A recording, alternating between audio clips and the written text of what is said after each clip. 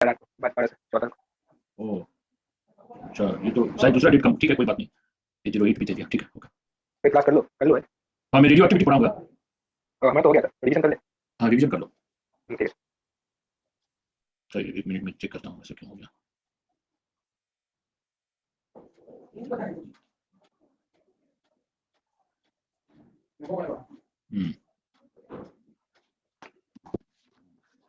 तो देखो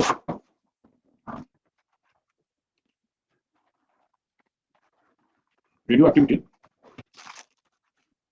एक इंपॉर्टेंट टॉपिक है, लेकिन ये टॉपिक जो है ना ये बोर्ड में डिलीट कर दिया है, सीबीएसई बोर्ड इसको डिलीट कर दिया, ठीक है। तो स्कूल में 11th क्लास में नहीं है, 12th क्लास में नहीं है, लेकिन क्या है कि जेई एडवांस इसको रखा है और इससे बढ़िया बढ़िया क्वेश्चन आता है। जेई मेंस में सिलेबस में ये चैप्टर नहीं है, ठीक है, क्योंकि सीबीएसई का सिलेबस ही जेई मेंस का सिलेबस है, ये खाली जेई एडवांस नहीं आएगा। और लेकिन फिजी का जेई मेंस में भी आता है, फिजी में वो लोग सब चैप्टर से क्वेश्चन देते हैं, इसलिए फिजी में क्वेश्चन आ गया जेई मेंस में तो मत बोलो सर, अब बोले तो जेई मेंस में नहीं है आगे, तो ये आ सकता है, ठीक है। तो ये एक इंटरेस्टिंग टॉपिक है क्योंकि तुम लोग रेडियो एक्टिविटी मतलब समझते हो, न्यूक्लियर बॉम्ब, हाइड्रोजन बॉम्ब, ये सब रेडियो एक्टिविटी का पार्ट है, ठीक है। तो इसमें ये टॉपिक बहुत ही इंटरेस्टिंग है।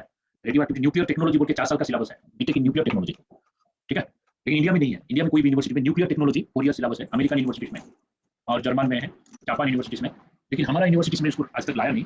न्यूक्लियर एज ए साइंस, इसको फिजिक्स में न्यूक्लियर फिजिक्स और न्यूक्लियर केमिस्ट्री है, तो एमएससी में, एमएससी या पीएचडी इसमें करते हैं बच्चे। पीएचडी जल्दी मिल जाता है क्योंकि रेडियो एक्टिविटी में बहुत सारा फास्ट वर्क होता है, इसका जो रिसर्च वर्क फास्ट होता है, लेकिन आजकल गवर्नमेंट क्या किया है, इसको ज़्यादा स्कोप नहीं दे रहा है क्योंकि इसमें बहुत सारा डिस्ट्रक्टिव पर्पसेस के लिए यूज कर सकता है ह्यूमन बीइंग, तो इसलिए इसको ज़्यादा स्कोप नहीं दिया। अब इंडिया तो न्यूट्रल कंट्री है ना, इस इंडिया में न्यूक्लियर वेपन, हाइड्रोजन वेपन को ज़्यादा प्रमोट नहीं करते। इंडिया सोचता है कि इसको पीसफुल यूजेस के लिए यूटिलाइज हो, रेडियो एक्टिव रिएक्टर हो, इसमें लोग इलेक्ट्रिसिटी जनरेट कर सकते हैं, तो इसलिए इंडिया में न्यूक्लियर टेक्नोलॉजी 4 ईयर सिलेबस नहीं आया अभी तक।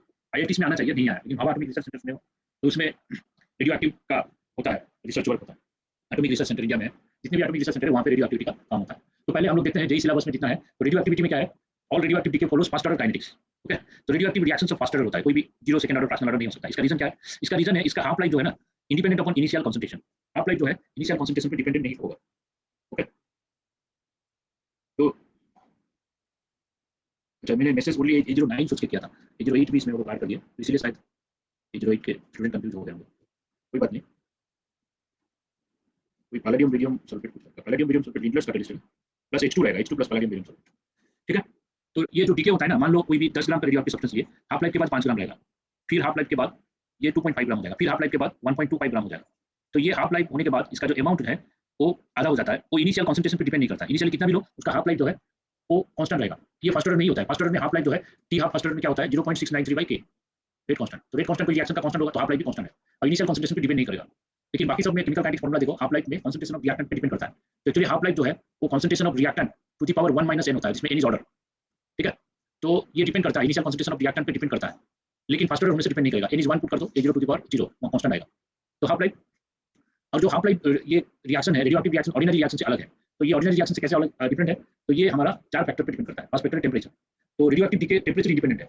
रेडियोएक्टिव डीके जो होता है उसको आइस में जितना रेट में डीके होगा, फायर में भी उतना रेट पे डीके होगा, उसका कोई डीके में कोई चेंज नहीं होगा, एक्सटर्नल फैक्टर पे डिपेंड नहीं करता। रेडियोएक्टिव डीके एक्सटर्नल प्रेशर पे भी डिपेंड नहीं करता, रेडियोएक्टिव डीके फिजिकल स्टेट पे डिपेंड नहीं करता। रेडियोएक्टिव डीके जो होता है सॉलिड लिक्विड गैस कुछ भी लो उसका रेट ऑफ रिएक्शन सेम होगा, लेकिन ऑर्डिनरी रिएक्शन में सेम नहीं होगा, गैस स्टेट में फास्ट रिएक्शन होगा। तो ऑर्डिनरी रिएक्शन अगर रिएक्टेंट गैसेस है तो प्रेशर पे डिपेंड करेगा, टेंपरेचर आरएनए इक्वेशन यूज करते हैं हम लोग, टेंपरेचर पे भी डिपेंड करता है, लेकिन रेडियोएक्टिव रिएक्शन ये सब फैक्टर पे डिपेंड नहीं करता, इंडिपेंडेंट होता है, ठीक है।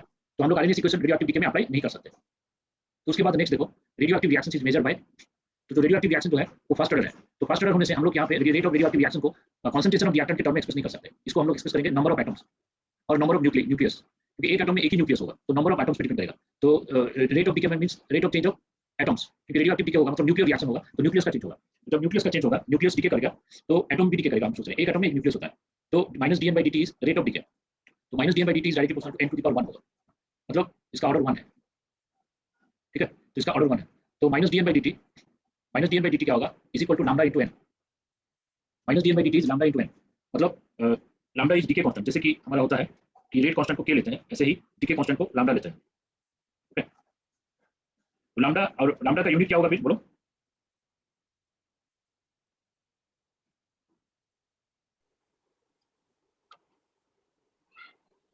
What is the unit of lambda? Second inverse. Yes, क्योंकि फर्स्ट ऑर्डर है ना। हाँ सर।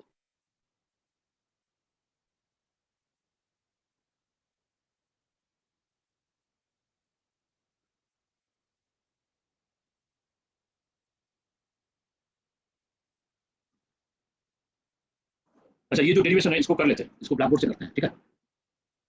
ये ऐसे देख के मैं समझा दूं, लिख के करना। दिखा दिए सर।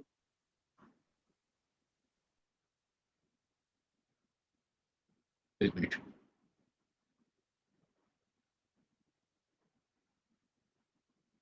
सब इससे हो जाता है, इसको क्लोज करने से।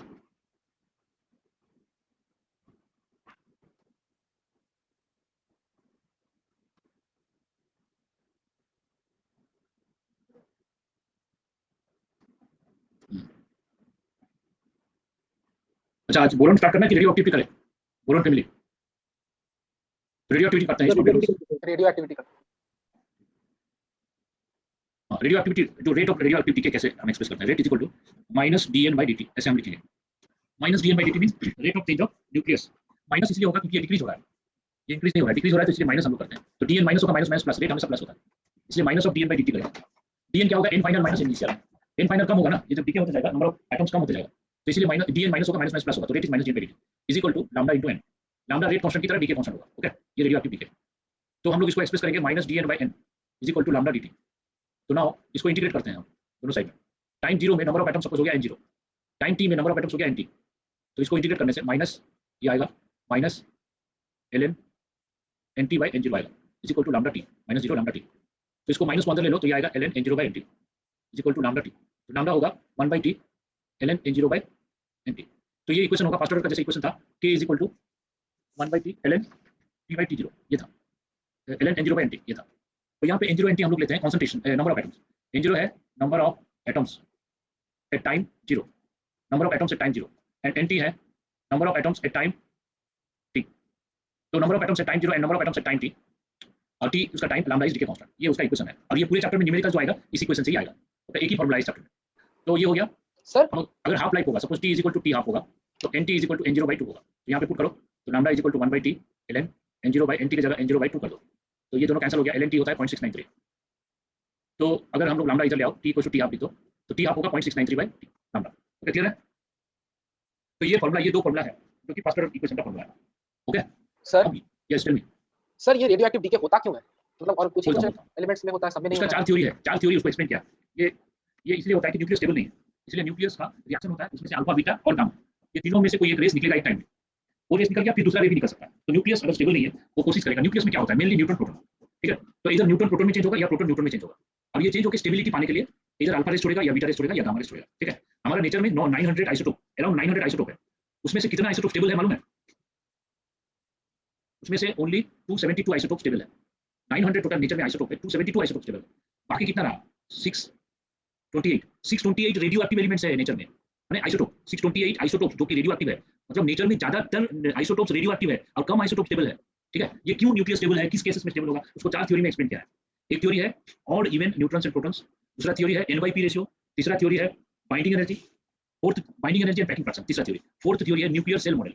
एक मॉडल बनाया गया, उस मॉडल के हिसाब से न्यूक्लियस का स्टेबिलिटी को एक्सप्लेन किया गया, ठीक है। ये चार थ्योरी में से फर्स्ट सेकंड थ्योरी केमिस्ट्री में है, थर्ड फोर्थ थ्योरी फिजिक्स में है। तो ये चैप्टर फिजिक्स में भी है, 12th क्लास में पढ़ाते हैं। 12th क्लास में न्यूक्लियर फिजिक्स बोल के एक चैप्टर है, पेज 5 में, उसमें ये चैप्टर पढ़ाया जाएगा। फिर केमिस्ट्री में जो 11th में पढ़ोगे, फिजिक्स में वो 11th का लास्ट में पढ़ोगे या 12th में पढ़ोगे, ठीक है। तो ऐसा है। तो ये जो है ये वो चार थ्योरी में समझाया है कि न्यूक्लियस क्यों स्टेबल नहीं है, व्हाई रेडियो एक्टिव, वो आएगा बाद में, हम उसमें जाएंगे। अब देखो सर यहाँ पे राइट साइड में t इज इक्वल्स टू क्या लिखा है? t is equal to t half, अच्छा। और यहाँ पे t half is equal to 0.693 by lambda. ये फॉर्मूला है क्या? ये फॉर्मूला, ये दोनों फॉर्मूला है इस चैप्टर में। सपोज कोई रेडियो एक्टिव सब्सटेंस हम लोग आर्टिफिशियली प्रोड्यूस कर रहे हैं और उसका रेट ऑफ प्रोडक्शन है क्यू, ठीक है, और रेट ऑफ डीके है लैम्डा एन। या rate of decay lambda N होगा ना, ये लैम्डा एन, ठीक है। रेट ऑफ प्रोडक्शन क्यू क्या है, रेट ऑफ प्रोडक्शन। हम लोग क्या कर सकते हैं, एक स्टेबल न्यूक्लियस लेके उसमें alpha beta gamma neutron hydrogen deuterium bombard करके उसको हम लोग रेडियो एक्टिव आइसोटोप भी बना सकते हैं, ठीक है। तो ऐसे ही किए, कोई ऐसे ही हम लोग किए, रेडियो एक्टिव एलिमेंट को क्या किए हम लोग, रेडियो एक्टिव एलिमेंट को आर्टिफिशियल प्रोड्यूस किए। Q is the rate of production, जो कि कांस्टेंट है, मतलब लैबोरेटरी में हमारा रेट ऑफ प्रोडक्शन कांस्टेंट है, क्यू कांस्टेंट रेट में हम प्रोड्यूस कर रहे हैं, and lambda N is equal to rate of decay, rate of decay. तो ये जब प्रोड्यूस हो गया, ये डीके कर रहा है, अपने आप डीके कर रहा है, मतलब अल्फा बीटा गामा रेस या कोई भी अल्फा दिया कोई बीटा दिया तो डीके कर रहा है, तो उसका डीके रेट लैम्डा एन होगा। तो इसमें प्लस dn/dt लेंगे, क्यों लेंगे, क्योंकि हमारा रेट ऑफ प्रोडक्शन ज्यादा होगा, मतलब q इज ग्रेटर देन लैम्डा एन। ये जो रेट में डीके कर रहा है उससे फास्टर रेट में हम प्रोड्यूस कर रहे हैं, तो q अगर ग्रेटर देन लैम्डा एन, मतलब इनकम अगर ज्यादा है एक्सपेंडिचर से, हमारा घर में फैमिली का इनकम होगा, पापा मम्मी, हमारा पेरेंट्स ग्रैंड पेरेंट्स हमारा एल्डर ब्रदर, तो एक्सपेंडिचर इनकम से कम होगा। अगर ऐसा है तो सेविंग होगा, ठीक है। तो इसमें rate of change of nuclei, मतलब change of nuclei plus dn by dt is equal to q minus lambda n होगा। मतलब यहाँ पे चेंज ऑफ न्यूक्लियाई, ये क्या है, चेंज ऑफ न्यूक्लियाई। तो चेंज ऑफ न्यूक्लियाई क्या होगा, रेट ऑफ प्रोडक्शन और rate of formation minus rate of decay. तो चेंज ऑफ न्यूक्लियाई हमेशा यही होता है, rate of production minus rate of decay. तो चेंज ऑफ न्यूक्लियाई मतलब सर क्या मेजर कर रहे हैं हम? मतलब क्या है कि ये प्रोड्यूस भी हो रहा है, डीके भी हो रहा है। तो हम कुछ टाइम के बाद कितना एटम्स ये बचा है वो हम लोग कैलकुलेट करना चाहते हैं, ठीक है। ये रेडियोएक्टिव एलिमेंट को हम लोग क्या करेंगे, कैंसरस टिश्यू को डिस्ट्रॉय करने के लिए यूज होता है, केमोथेरेपी बोलते हैं ना। तो मेडिकल साइंस में रेडियोएक्टिव का एप्लीकेशन है, एग्रीकल्चर साइंस में है, फिजिक्स में है, केमिस्ट्री में है, सब जगह रेडियोएक्टिव एलिमेंट का यूजेस है। कोई भी रिएक्शन मैकेनिज्म को स्टडी करने के लिए हम रेडियोएक्टिव एलिमेंट का हेल्प लेते हैं, ठीक है। अच्छा रेडियोएक्टिव एलिमेंट से हमें रिएक्शन का actual bond breaking, bond forming process पता चलता है, ओके। तो यहाँ पे कोई भी रेडियोएक्टिव एलिमेंट्स कितने टाइम के बाद कितना रहेगा वो हमें कैलकुलेट करना है। तो कैसे कैलकुलेट करेंगे, उसके लिए ये फॉर्मूला हम लोग लेंगे कि कुछ टाइम के बाद कितना चेंज ऑफ न्यूक्लियाई हो रहा है, dn by dt। तो dn by dt होगा q माइनस लैम्डा n, ये होगा, ठीक है। तो dn by dt इतना हो गया, dn by dt। अब एक काम करो, dn by q minus lambda n is equal to dt आएगा, ओके। अब इसको हम इंटीग्रेट करते हैं, 0 टू t टाइम में लिख लेंगे। तो 0 टाइम में हमारा n कितना होगा, नंबर ऑफ एटम, 0 टाइम में नंबर ऑफ एटम 0 0 होगा, 0। और t टाइम में कितना होगा, t टाइम में n होगा, nt ले लेते हैं, nt। सर n0 नहीं होगा क्योंकि 0 टाइम में ये प्रोड्यूस नहीं हुआ, हम इसको प्रोड्यूस कर रहे हैं ना, ये नेचुरली ऑकरिंग नहीं है, ये हम लोग ले रहे हैं कि आर्टिफिशियली प्रिपेयर्ड। नेचुरली ऑकरिंग का ये फॉर्मूला है, ठीक है। ये क्या है, ये ओनली डीके, इसमें क्या है, ये प्रोड्यूस एंड डीके दोनों हो रहा है, ठीक है। तो RF माइनस RD क्या लिखें? RF means rate of formation minus rate of decay, ठीक है सर। तो अब इसको इंटीग्रेट करेंगे तो ये क्या आएगा, ln q minus lambda n आएगा। इसका लिमिट होगा 0 to nt is equal to t, is equal to t आएगा, ठीक है। अब नेक्स्ट पेज में चलता हूं, मैं नोट कर लिए। सही सही।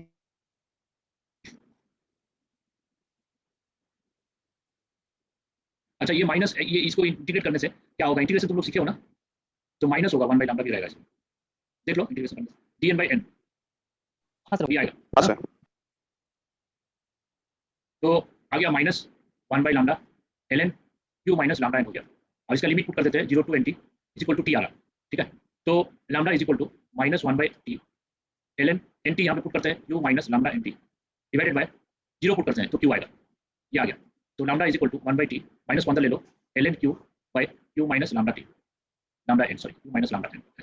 तो ये एक इक्वेशन है। अगर कोई भी रेडियोएक्टिव सब्सटेंस आर्टिफिशियली प्रोड्यूस हो रहा है नेचर में तो उसका डीके कांस्टेंट इस फॉर्मूला से आएगा, जिसमें q क्या है, रेट ऑफ फॉर्मेशन, और लैम्डा डीके कांस्टेंट। अच्छा यहाँ पे लैम्डा भी है, यहाँ पे लैम्डा भी, ठीक। लैम्डा निकाल के यहाँ पुट करना, ठीक है। काम करो, इसको t ले लो, यहाँ पे लैम्डा आएगा, कोई प्रॉब्लम नहीं, जो भी है इस फॉर्मूला से हो जाएगा, डीके कांस्टेंट, ठीक है। तो rate of change of nuclei, rate of decay same नहीं है। हम लोग का क्या आया, dn by dt, क्या आया, q माइनस लैम्डा n आया, ओके।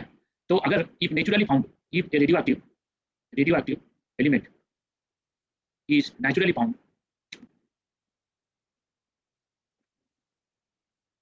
कोई भी रेडियोएक्टिव नेचुरली फाउंड हुआ और आर्टिफिशियली लैब में प्रिपेयर नहीं हुआ, तब Q0 होगा, इसका रेट ऑफ प्रोडक्शन नहीं है, वो तो गॉड प्रोड्यूस कर दिए, करके चले गए, कहाँ पे आजकल गायब हो गए, ठीक नहीं। और हम लोग ऐसे में दी रहे, तो Q0 है, रेट ऑफ प्रोडक्शन 0। हम लोग आर्टिफिशियली प्रिपेयर करेंगे तो Q0 नहीं होगा, Q अगर 0 होगा तो dn by dt is equal to minus lambda n, तो minus dn by dt is equal to lambda n, ठीक है। It is rate of decay, ये खाली डीके होगा, ठीक है। अगर नेचुरली प्रोड्यूस रेडियोएक्टिव एलिमेंट होगा वो डीके होगा, आर्टिफिशियली प्रोड्यूस रेडियोएक्टिव एलिमेंट रहेगा वो प्रोड्यूस भी होगा, डीके भी होगा लेबोरेटरी में। तो उस केस में ये फॉर्मूला लगाना है, नेचुरली अकरिंग है तो lambda is equal to 1 by t ln तो वहाँ पे क्या लिखा है, if radioactive element is naturally found, naturally double L होगा नेचुरल, ओके। तो ये फॉर्मूला हम लोग यूज कर सकते हैं, लेकिन यही फॉर्मूला से वही आया, एक ही बात है। तो ये रेडियोएक्टिव एलिमेंट का डीके का फॉर्मूला, ठीक है, क्लियर है। अभी हम लोग लेंगे यूनिट एक्टिविटी में, फिर अटैचमेंट पे जाता हूँ। सर यहाँ पे अगर नेचुरली फॉर्म होगा तो सर Q0 क्यों होगा बता देंगे? नेचुरली फाउंड होगा तो Q0 होगा क्योंकि उसका प्रोड्यूस नहीं हुआ, लेबोरेटरी में प्रोड्यूस नहीं हुआ। तो Q होता है रेट ऑफ प्रोडक्शन। अच्छा तो नेचर में आज की डेट में वो है, वो प्रोड्यूस तो नहीं हुआ है ना, वो है। अगर वो प्रोड्यूस नहीं होगा तो वो अगर नेचर में अवेलेबल है तो Q0 करके हम लोग उसको सॉल्व कर रहे हैं, ठीक है सर। अगर नेचुरली प्रोड्यूस होगा तब अलग फॉर्मूला हम लोग ले सकते हैं। तो नेचुरली भी रेडियोएक्टिव एलिमेंट प्रोड्यूस होता है, मतलब एक रेडियोएक्टिव एलिमेंट जब डीके होगा दूसरे रेडियोएक्टिव एलिमेंट में चेंज कर देगा। तो उसमें हम लोग ये इक्वेशन है, जो इक्वेशन रिएक्शन इन सीरीज, याद है, reaction parallel reaction, series reaction, तो वो फॉर्मूला हम लोग यूज करेंगे। एक बार मैं पढ़ाया था केमिकल काइनेटिक्स में, A giving B, B giving C, तो वो फॉर्मूला यूज करना है, और वो फॉर्मूला यूज करके हम नेचुरली अकरिंग सब्सटेंस होगा तो हम अप्लाई कर सकते हैं, ठीक है।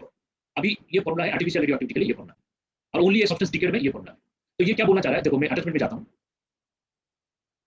अटैचमेंट में ये बोल रहा है कि यहाँ पे पढ़ लो, and this equation is not valid for radioactive decay। यहाँ पे लिखो minus dn by dt is equal to lambda n होगा if it is decayed not produce, if it is produce then जो फॉर्मूला मैंने दिया वो यूज करना है, यहाँ पे अटैचमेंट में नहीं होगा, ठीक है। अब देखो ये जो फॉर्मूला है, ये फॉर्मूला ये log to the base e है, इसको अगर हम एक्सपोनेंशियल में चेंज कर देंगे तो ये कैसे आएगा, एक्सपोनेंशियल में चेंज कर देंगे, इसको चेंज करेंगे तो nt is equal to n0 into e to the power minus lambda t, याद है, ठीक है। और n0 is equal to nt into e to the power plus lambda t, ये आएगा कि नहीं, बोलो ये फॉर्मूला से देखो ये आएगा कि नहीं, ये आएगा। अब nt is equal to n0, ये उधर जाएगा तो माइनस हो जाएगा, ये फॉर्मूला याद रखो, ये याद रखो, ये याद रखो। और एक बात याद रखो कि यहाँ पे n0 by nt है नंबर ऑफ एटम्स। अब हम लोग नंबर ऑफ एटम्स को क्या लिखेंगे, weight of atom by gram molecular weight equal to 1। तो n0 में वेट एट 0 टाइम, n0 है number of atoms at 0 time, nt क्या है number of atoms at t time, तो wt by gram molecular weight into our number, तो n0 by nt क्या होगा, w0 by wt, ये हम लिख सकते हैं, ठीक है, सही है। अब t आप तो मैंने बताया, ओके क्लियर है। ये मैं एड्रेस में फिर से भेज दूंगा, चिंता मत करो, अभी तुम लोग देखो समझो, खाली लिखने का टेंशन मत लो। अब हाफ लाइफ तो मैंने बता दिया, ये हो गया, ठीक है। और एक average half life, average life time हम यूज करते हैं। एवरेज लाइफ टाइम क्या है, average life time is defined as the life time of a single isolated nuclei. Suppose मान लो हमारा हाफ लाइफ है 5 मिनट्स, तो रेडियोएक्टिव डीके का हाफ लाइफ 5 मिनट्स, मतलब 5 मिनट्स में उसका आधा एटम डीके होगा, तो आधा एटम उसका मान लो उसका था 1000 एटम्स, ठीक है। अगर हाफ लाइफ में उसका आधा एटम डीके हो रहा है तो एक एटम डीके के लिए टाइम कितना है, ठीक है। जैसे स्कूल में एवरेज मार्क्स निकालते हैं ना, marks equal by all student का sum divided by total number of students, मतलब अगर जितना मार्क्स टोटल स्टूडेंट पाए वही मार्क्स हर एक स्टूडेंट इक्वल अगर पाते तो कितना मार्क्स होता, वो एवरेज मार्क्स होगा ना, समझ में आ रहा है कि नहीं। मान लो तुम्हारा क्लास में मार्क्स किसी का 50 है, किसका 90 है, किसका 10 है, किसका 98 है, किसका 67 है, ऐसे मार्क्स है, तो सबका मार्क्स ऐड कर दो, एक टोटल मार्क्स आएगा, ठीक है। अभी क्लास में टीचर आके बताया कि सभी स्टूडेंट तो इक्वल है और सभी स्टूडेंट का मार्क्स मैं इक्वल कर देता हूँ, ठीक है, तो सबको मैं इक्वल मार्क्स देता हूँ। आज तुम्हारा जो टोटल मार्क्स है उसको डिस्ट्रीब्यूट कर दो, तो तुम लोग क्या करोगे, total marks by number of student कर दो, तो जो मार्क्स आएगा वो होगा एवरेज मार्क्स। तो एवरेज मार्क्स क्या है, अगर हर स्टूडेंट को इक्वल मार्क्स मिलेगा और टोटल मार्क्स सेम है तो वो मार्क्स होगा एवरेज मार्क्स। तो ऐसे ही एवरेज लाइफ टाइम दिया गया, ये एवरेज लाइफ टाइम है time taken for DK of one isolated nuclei, उसको एवरेज लाइफ टाइम बोला गया, ठीक है। और एवरेज लाइफ टाइम उसको इंटीग्रेशन और फॉर्मूला से अगर कैलकुलेट करोगे, एवरेज लाइफ टाइम का फॉर्मूला आएगा 1 बाय लैम्डा, ठीक है। यहाँ पे देखो एवरेज लाइफ टाइम यहाँ पे दिया है, ये 1 बाय लैम्डा, लैम्डा होता है 0.693 बाय टी हाफ, तो 1 बाय 0.693 होता है 1.44, तो मतलब एवरेज लाइफ टाइम होगा 1.44 into टी हाफ, बस ये फॉर्मूला है, फॉर्मूला ही याद करो, अगर कोई क्वेश्चन आया तो ये पुट करना है बस। एवरेज लाइफ टाइम देगा टी हाफ पूछेगा, टी हाफ देगा एवरेज लाइफ टाइम पूछेगा, लैम्डा देगा एवरेज लाइफ टाइम पूछेगा, ऐसे करके क्वेश्चन पूछ सकता है, ठीक है। उसके बाद नेक्स्ट हम लोग यूज करते हैं एक्टिविटी। एक्टिविटी क्या है, जैसे कि रेट ऑफ रिएक्शन होता है, ऐसे रेडियोएक्टिव डीके में एक्टिविटी हम लोग क्या यूज करते हैं, मतलब rate of reaction radioactive decay में एक्टिविटी ही है, ओके। एक्टिविटी क्या है, activity is the rate of decay of radioactive elements, ठीक है। Rate of decay of radioactive element को एक्टिविटी बोलते हैं। तो एक्टिविटी क्या है, activity is equal to lambda N, तो लैम्डा एन एक्टिविटी होगा, it is only rate of decay. तो एक्टिविटी लैम्डा एन जो है, lambda N is equal to minus dn by dt होगा, लेकिन ये तभी होगा जब q इज इक्वल टू 0, मतलब क्या होगा, मतलब ये नेचुरली डीके हो रहा है तब activity is lambda N that is equal to minus dn by dt, ठीक है। लेकिन अगर ये आर्टिफिशियली प्रोड्यूस होगा तो dn by dt होगा, dn by dt होगा q माइनस लैम्डा एन और q माइनस एक्टिविटी, तो हम लोग ऐसे लिख सकते हैं, ठीक है, क्लियर है, समझ में आ रहा है, तो मैं थोड़ा फास्ट जा रहा हूँ।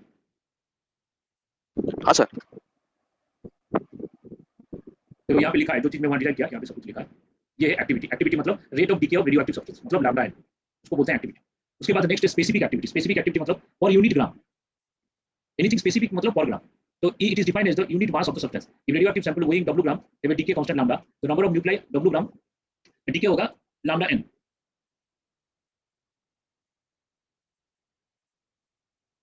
सपोज एक्टिविटी टाइम 0 हो गया, लैम्डा n0, a0 एक्टिविटी है, a0 is equal to lambda n0। Activity time t होगा, at is equal to lambda nt, ठीक है। एक्टिविटी होता है लैम्डा n, तो लैम्डा n0 इज a0, मतलब activity time 0, and lambda nt is at, that is activity time t। तो इससे क्या पता चलता है, n0 by nt is equal to a0 by at, तो डिवाइड करो a0 by at, lambda lambda cancel, तो a0 by at is equal to n0 by nt, clear है। तो a0 by at is equal to n0 by nt, तो हम लोग formula में क्या लिख सकते हैं, lambda is equal to 2.603 by t log n0 by nt लिखते थे, तो इसको a0 by at भी लिख सकते हैं, इसको w0 by wt भी लिख सकते हैं, वेट। तो ये फार्मूला है calculation of lambda, calculation of time, ठीक है sir. Yes sir nt number of atoms left after time t है या number of atoms decayed? Left, ठीक है सर। रिएक्टेंट का एटम्स लेना है हमेशा, रिएक्टेंट का एटम लेना है, प्रोडक्ट का नहीं लेना है। तो number of atoms left, left मतलब रिएक्टेंट ना, प्रोड्यूस नहीं, प्रोड्यूस हो गया तो प्रोडक्ट हो गया, ओके। तो ये है स्पेसिफिक एक्टिविटी। स्पेसिफिक एक्टिविटी करेंगे तो पर यूनिट मास कर लेंगे। देखो एक्टिविटी क्या है, लैम्डा n0 डिवाइडेड बाय उसका मास डिवाइड कर देंगे, तो ये हो गया स्पेसिफिक एक्टिविटी, ठीक है। तो मान लो कोई भी रेडियोएक्टिव सब्सटेंस डीके हो रहा है तो उसका एक्टिविटी होगा लैम्डा n, ओके। तो उसमें उसका नंबर ऑफ एटम्स कितना होगा, नंबर ऑफ एटम्स होगा Avogadro number into number of mole, ये नंबर ऑफ एटम हो गया, नंबर ऑफ मोल हो गया वेट बाय मोलर मास, ठीक है कि नहीं। तो वेट बाय मोलर मास हो गया नंबर ऑफ एटम्स। तो स्पेसिफिक एक्टिविटी क्या होगा, स्पेसिफिक एक्टिविटी होगा lambda into number of atoms means nt, lambda into nt, ये n0 मतलब एवोगाड्रो नंबर, n लिख दो, नहीं तो n लिख दो, तो Avogadro number into number of mole हो गया नंबर ऑफ एटम्स, तो lambda into number of atoms हो गया ये एक्टिविटी। एक्टिविटी बाय मास, हो गया स्पेसिफिक एक्टिविटी। तो स्पेसिफिक एक्टिविटी में देखो W कैंसिल, तो lambda Avogadro number by molar mass, तो एवोगाड्रो नंबर कांस्टेंट है, लैम्डा कांस्टेंट है, मोलर मास कांस्टेंट है। एक्टिविटी चेंज हो सकता है लेकिन स्पेसिफिक एक्टिविटी जो है वो हमेशा कांस्टेंट रहेगा। कोई रेडियो एक्टिव एलिमेंट का स्पेसिफिक एक्टिविटी कोई भी टाइम में कांस्टेंट होता है। क्लियर है? हाँ सर। अब यूनिट ऑफ एक्टिविटी, जैसे कि रेट ऑफ रिएक्शन का हम लोग यूनिट एक्सप्रेस किए थे, ऐसे रेडियो एक्टिव डीके में इसका यूनिट हम एक्सप्रेस करेंगे। ठीक है, तो ये सब यूनिट हम कैसे एक्सप्रेस करेंगे? रेडियो एक्टिव डीके तो अलग है ऑर्डिनरी रिएक्शन से, तो इसका यूनिट एक्सप्रेस करने के लिए बहुत सारा साइंटिस्ट आए और उनका नाम के हिसाब से हम लोग रेडियो एक्टिव का यूनिट दिए। पहले 1896 में Henri Becquerel radio active element को डिस्कवर किए थे, तो उनका नाम के हिसाब से 1 बैक्यूरेल मतलब 1 डीके पर सेकंड, ये हम लोग लिए 1 बैक्यूरेल इक्वल टू 1 डीके पर सेकंड, ये पहले लिए। लेकिन ये बैक्यूरेल जो यूनिट है बहुत छोटा हो गया। छोटा मतलब, तो छोटा मतलब ऐसा है कि दिल्ली से दुर्गापुर कितना मिलीमीटर है, ऐसे बोलोगे तो कोई सुनेगा हंसेगा, बोलेगा मिलीमीटर स्केल से मेजर करना है क्या? मिलीमीटर कितना किलोमीटर पूछोगे, हाँ ये गूगल मैप देख के बताएगा, नहीं कितना किलोमीटर। अगर बोलोगे कितना लाइट ईयर है तो कुछ समझ नहीं पाएगा, लाइट ईयर लाइट क्या है। ठीक है, जो साइंस पढ़ रहा होगा उसको समझ में आएगा। तो यूनिट जो एक्सप्रेस कर रहे हैं वो टू स्मॉल टू लार्ज होने से और लगता है। ठीक है, तो यहाँ पे यूनिट जो डीके पर सेकंड है, छोटा यूनिट है, तो बैक्यूरेल को रिप्लेस कर दिया कुछ साल के बाद। फिर बोले रदरफोर्ड बहुत काम किए थे, उनको नोबेल प्राइज मिला हुआ है, रेडियो एक्टिविटी में वो काम किए थे, तो उसके लिए उनको नोबेल प्राइज मिला है। तो रदरफोर्ड के हिसाब से 10⁻6 डीपीएस को 1 रदरफोर्ड लिए, मतलब 1 रदरफोर्ड कितना बैक्यूरेल होगा? 10⁻6 बैक्यूरेल होगा। ठीक है, सर ये तो स्पेसिफिक एक्टिविटी का यूनिट है क्या? नहीं, ये एक्टिविटी का है, not specific activity. Specific activity का यूनिट क्या होगा? एक्टिविटी डिवाइडेड बाय वेट, उसका वेट हो जाएगा, वेट डिवाइड हो जाएगा, डायमेंशनली डिफरेंट। तो ये यूनिट जब आया तब radium discovered by Marie Curie. तो क्यूरी बताया कि ये जो डेफिनेशन है ये तो ऐसे रैंडमली ले लिए 1 मिलियन डीपीएस और 1 रदरफोर्ड, तो definition should have sorry unit should have definition without taking any definition. How are you taking unit? कुछ भी डेफिनेशन, कुछ भी यूनिट ले लें तो उसका एक डेफिनेशन होना चाहिए। तो उसके बाद क्यूरी ने बताया कि हम इसका यूनिट क्यूरी में ले सकते हैं, तो क्यूरी अपना इस नाम के हिसाब से क्यूरी दे दिया। क्यूरी इज एक्टिविटी, आज की डेट में हम क्यूरी यूज करते हैं। ओके, तो क्यूरी एक्टिविटी क्या है? क्यूरी ने डिफाइन किया कि 1 curie is equal to 1 gram of 1 curie is the activity of 1 gram of radium. मतलब 1 ग्राम रेडियम ले लो, तो 1 ग्राम रेडियम अगर डीके होगा, पूरा डीके होगा, तो उसका जो एक्टिविटी आएगा, मतलब रेट ऑफ डीके आएगा, वो वही होगा 1 क्यूरी। ठीक है, तो ऐसे करके वो क्यूरी का कैलकुलेशन कराया और क्यूरी को डीपीएस बैक्यूरेल रदरफोर्ड के साथ कंपेयर किया। ठीक है, तो rate of decay of radium that is lambda into number of nuclei of radium 1 gram. 1 gram radium जो डीके होगा तो वहां पे पुट करना है, लैम्डा इनटू n होता है। तो लैम्डा कितना है? रेडियम 226 का लैम्डा, इसका टी आप होता है 1600 ईयर, एक्चुअली 1598 ईयर होता है, हम 1600 ले सकते हैं।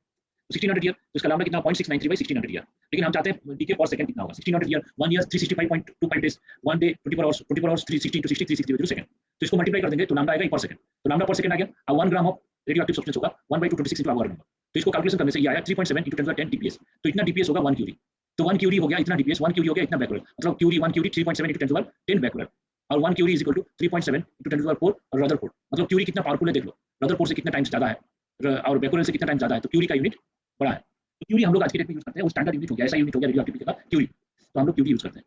तो ये हो गया क्यूरी। ठीक है, क्लियर है? सर मतलब यहाँ रेडियम क्यों चूज किया गया? रेडियम क्योंकि वही डिस्कवर किया था ना, radium was discovered by Curie only, तो she used this unit only, she took this as a reference, क्योंकि उनको रेडियम के बारे में ज्यादा पता था, उसको स्टैंडर्ड किया। कोई भी तो कोई एक एलिमेंट लेना है ना, तो वो एलिमेंट वही लिया, तो वहां से हमारा ट्रेडिशन बन गया, उसको ही हम लोग फॉलो कर लें, बस ये क्यूरी यूनिट हम यूज हो रहा है। ओके, ठीक है सर। तो एक न्यूमेरिकल दिया है, देख लो बाद में। अब रेडियो एक्टिव डीके का एप्लीकेशन देखते हैं।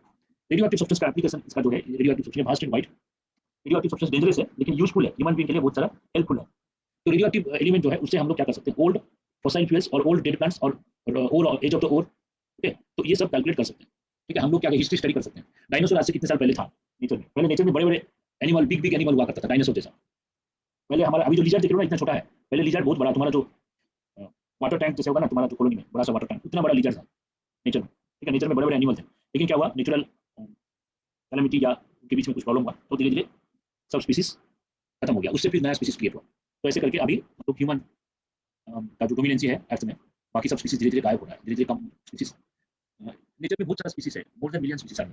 तो ये जो है हम लोग कार्बन डेटिंग से क्या कर सकते हैं? कोई भी ओल्ड डेड प्लांट है उसका एज हम लोग निकाल सकते हैं। सपोज हमारा हिरोशिमा नागासाकी, नहीं तो सॉरी मोहेंजोदारो सिविलाइजेशन इंडिया में कितने साल पहले था? That is called age origin of Indus Valley civilization. ठीक है, हिस्ट्री में तुमको पढ़े। तो ऐसे पहले मेसोपोटामिया था, ग्रीक सिविलाइजेशन, सभी सिविलाइजेशन रिवर के साइड से क्रिएट हुआ। तो ये जो सिविलाइजेशन कितने साल पहले था उसका कैलकुलेशन हम लोग कार्बन डेटिंग से कर सकते हैं। कैसे कर सकते हैं? मान लो इसका एक थ्योरी है। थ्योरी क्या है? तो सपोज कोई भी प्लांट है वो फोटोसिंथेसिस से अपना फूड प्रिपेयर कर रहा है, तो फोटोसिंथेसिस से जब फूड प्रिपेयर करता है तो नेचर से कार्बन डाइऑक्साइड लेता है। कार्बन डाइऑक्साइड वाटर, क्लोरोफिल और सनलाइट के प्रेजेंस में ये C6H12O6 ग्लूकोज बना देता है। जब ये ग्लूकोज बनाएगा तो नेचर का जो कार्बन है वो प्लांट का बॉडी में आ गया। ठीक है, तो जब प्लांट का बॉडी में आ गया तो नेचर में कार्बन 12 भी है, कार्बन 14 भी है। और ये जो प्लांट, कोई भी एक पर्टिकुलर प्लांट, उसका जो photosynthesis process, rate of photosynthesis reaction, वो ये गिवन प्लांट के लिए कांस्टेंट होगा। मतलब neem wood, teak wood, mango wood, तो सब अलग अलग प्लांट के लिए अलग अलग होगा, लेकिन मैंगो वुड के लिए उसका फोटोसिंथेसिस का रेट कांस्टेंट होगा, उसको चेंज नहीं होता। ठीक है, तो क्या है कि ये साइंटिस्ट एज्यूम कर रहे हैं कि जब प्लांट फोटोसिंथेसिस से फूड प्रिपेयर किया तो कार्बन नेचर से अपना प्लांट का बॉडी में आ गया, तब इसका 14 कार्बन/12 कार्बन जो रेशियो है वो remains constant, that is relatively constant. Okay, तो 14 कार्बन बाई 12 कार्बन का जो रेशियो है प्लांट का बॉडी में जो आता है वो कोई गिवन प्लांट के लिए कांस्टेंट है। ये वैल्यू जो है it varies from plant to plant. Neem wood में 14 बाई 12 कार्बन का रेशियो अलग होगा, मैंगो वुड में अलग होगा, टेक वुड में अलग होगा, लेकिन जितने भी मैंगो वुड नेचर में है सभी मैंगो वुड का 14 कार्बन बाई 12 कार्बन लोगे वो कांस्टेंट आएगा। ठीक है, ये फोटोसिंथेसिस प्रोसेस और उसका एक कैरेक्टरिस्टिक प्रॉपर्टीज के कारण होता है। तो अगर 14 कार्बन बाई 12 कार्बन उसका रेशियो कांस्टेंट रहेगा और ये रेशियो हमेशा मेंटेन होगा जब तक प्लांट एलाइव है, जब तक प्लांट जिंदा है ये रेशियो हमेशा मेंटेन होगा, ये चेंज नहीं होगा, ये रेशियो सेम रहेगा। ठीक है, क्यों ऐसा रहेगा? क्योंकि जब प्लांट का बॉडी में 14 कार्बन आता है, 14 कार्बन डीके होता है। 14 कार्बन कैसे डीके होता है? 14 कार्बन ऐसे डीके होता है, यहाँ दिया है 14 कार्बन डीके होगा, ये बीटा प्लस दे देगा, ये देगा बीटा माइनस दे देगा, बीटा रेस देगा, तो -1 हो गया, इसका एटॉमिक नंबर 6 है, नाइट्रोजन में चेंज हो जाएगा, ये बीटा रेस डीके देगा। जब प्लांट का बॉडी में 14 कार्बन आया, ये बीटा रेस डीके दे रहा है, तो इसका रेशियो कांस्टेंट कैसे रहेगा? देखो, प्लांट का बॉडी में 14 कार्बन आया, लेकिन 14 कार्बन डीके हो रहा है, वो तो सही है, लेकिन नेक्स्ट डे क्या हो रहा है? प्लांट फिर से जितना 14 कार्बन डीके हो गया, वो नेचर से फिर कार्बन ले जा रहा है और उसका 14 कार्बन को कांस्टेंट रख रहा है। ठीक है, और नेचर में 14 कार्बन कहां से आया? देखो, आउटर स्फीयर में क्या होता है? आउटर स्फीयर में न्यूट्रॉन नाइट्रोजन से बॉम्बार्ड करता है, न्यूट्रॉन नाइट्रोजन से बॉम्बार्ड करने से 14 कार्बन देता है और प्रोटॉन आता है। तो नाइट्रोजन अपर एटमॉस्फेयर में, ठीक है, जहां कॉस्मिक रेस आता है, उसके बाद gamma rays, X rays, ultraviolet visible, जब अर्थ का एटमॉस्फेयर जहां खत्म होगा वहां तक नाइट्रोजन है, उसके बाद जो एटमॉस्फेयर है उस एटमॉस्फेयर में न्यूट्रॉन्स का मूवमेंट होता है, न्यूट्रॉन्स हाई स्पीड में मूव करता है, वो जब नाइट्रोजन में कोलाइड होता है वो 14 कार्बन में चेंज हो जाता है। तो नेचर में 14 कार्बन आ जाता है, ऐसा नहीं है कि 14 कार्बन डीके हुआ वो नेचर में समाप्त हो जाएगा। अर्थ का एटमॉस्फेयर में 14 कार्बन डीके होता है, प्रोड्यूस भी होता है, और क्या होता है? उसका रेट ऑफ प्रोडक्शन और रेट ऑफ डीके सेम होता है। तो नेचर में 14 कार्बन सेम है, और कोई भी प्लांट मान लो 14 कार्बन लिया, लेने के बाद प्लांट का बॉडी में भी डीके होगा 14 कार्बन, लेकिन जितना डीके होगा नेक्स्ट डे प्लांट क्या करेगा? फिर से नेचर से 14 कार्बन ले लेगा, फिर नेचर से जब 14 कार्बन लेगा, फिर जितना उसका डीके हुआ था फिर रिप्रोड्यूस हो जाएगा, और प्लांट का बॉडी में भी वही चीज होता है, rate of decay equal to rate of production. तो उसके कारण प्लांट का बॉडी में 14 कार्बन बाई 12 कार्बन हमेशा कांस्टेंट रहता है, ये चेंज नहीं होगा, कोई गिवन प्लांट के लिए ये रेशियो कांस्टेंट होगा। ठीक है, जब तक जिंदा है प्लांट, मान लो प्लांट को हम काट के उसका जो प्लांट्स का बॉडी जो है उसको वुडन पीस में चेंज करके फिर फर्नीचर बनाएंगे, तो जिस दिन फर्नीचर बनाएंगे तो क्या होगा? प्लांट का बॉडी में 14 कार्बन प्रोड्यूस नहीं होगा, लेकिन 14 कार्बन डीके स्टार्ट हो जाएगा। समझ में आई कि नहीं? हाँ सर। मतलब प्लांट जब तक जिंदा है उसका 14 कार्बन बाई 12 कार्बन रेशियो हमेशा कांस्टेंट रहेगा, वो चेंज नहीं होगा फॉर गिवन प्लांट। और ये रेशियो हर प्लांट के लिए अलग अलग होगा, नियरली सेम होगा, अलग अलग होगा, लेकिन तो गिवन प्लांट के लिए ये कांस्टेंट क्यों है? क्योंकि ये 14 कार्बन जो डीके हो रहा है नेक्स्ट डे वो प्रोड्यूस कर देगा, डीके हो रहा है प्रोड्यूस कर रहा है, डीके हो रहा है प्रोड्यूस कर रहा है, rate of decay equals rate of production. जब ये खत्म हो जाएगा तब क्या होगा? ये रेशियो, जब प्लांट को हम काट देंगे तो ये रेशियो धीरे धीरे डिक्रीज करेगा, तो डिक्रीज करते जाएगा, आज तक डिक्रीज हो रहा है। मान लो कोई प्लांट बॉडी हमें मिल गया, मतलब कोई महाभारत युद्ध में जो बैटलफील्ड में कर्ण और अर्जुन का फाइटिंग हुआ था, तो इसमें कर्ण का चैरियट जो मिल गया, चैरियट का एक वुडन पीस मिल गया, ठीक है, कर्ण का चैरियट का वुडन पीस मिल गया। उस टाइम में जो लोग थे वो लोग रखे थे, फिर नेक्स्ट जनरेशन को लोग बताया ये कर्ण का चैरियट था, उसका नेक्स्ट जनरेशन बताया कर्ण का चैरियट था, ऐसे करके। ठीक है, तो कुरुक्षेत्र है जो हरियाणा में है, तुम लोग जाओगे तो कुरुक्षेत्र में देख सकते हो, वहाँ में एक म्यूजियम है, उस म्यूजियम में महाभारत का टाइम में जो पटरी, जो स्वार्ड का पीसेस, जो वुडन पीसेस, वो सब रखा है वहाँ पे। ठीक है, तो मैं कुरुक्षेत्र में तो महाभारत बैटल हुआ था ना, तो वो सब रखा है, तुम लोग म्यूजियम में देख सकते हो, अच्छा म्यूजियम है। तो उससे अगर हम वुडन पीस लिए तो हम लोग को वुडन पीस लेके वो सैंपल टेस्ट करके हम बता सकते हैं कि आज से 6000 ईयर्स एगो या 12000 ईयर्स एगो महाभारत युद्ध हुआ था कुरुक्षेत्र में कौरव पांडव के बीच में। ठीक है, या कोई भी पास्ट हिस्ट्री का चीज जो उसका रिमेनिंग पार्ट अगर मिल रहा है वुडन पीस, तो वहां से हम लोग उसका एज को एस्टिमेट कर सकते हैं। ठीक है, तो अब क्या कैसे एस्टिमेट करेंगे? देखो क्या करना है, इसका एक लंबा प्रोसेस है। हम लोग क्या करते हैं कि जो वुडन पीस मिल गया, वो वुडन पीस मिल गया, तो वुडन पीस में कार्बन होगा, वो कार्बन को क्या करते हैं हम लोग कंबस्ट कर देते हैं, कंबस्शन के बाद कार्बन डाइऑक्साइड आ जाएगा, आप इसको क्या करते हैं बेरियम ऑक्साइड देके पास करते हैं, तो क्या हो जाएगा? बेरियम कार्बोनेट हो जाएगा। बेरियम कार्बोनेट क्या है? प्रेसिपिटेट आएगा, लेकिन इसमें क्या होगा? 14 कार्बन भी होगा, 12 कार्बन भी होगा, लेकिन 12 कार्बन रेडियोएक्टिव नहीं है, 14 कार्बन रेडियोएक्टिव है। तो जो डेड प्लांट का 14 कार्बन जो ratio 12 carbon by 14 carbon by 12 carbon जो रेशियो है वो आज की डेट में कितना है? मतलब 80 हो गया आज की डेट, 80।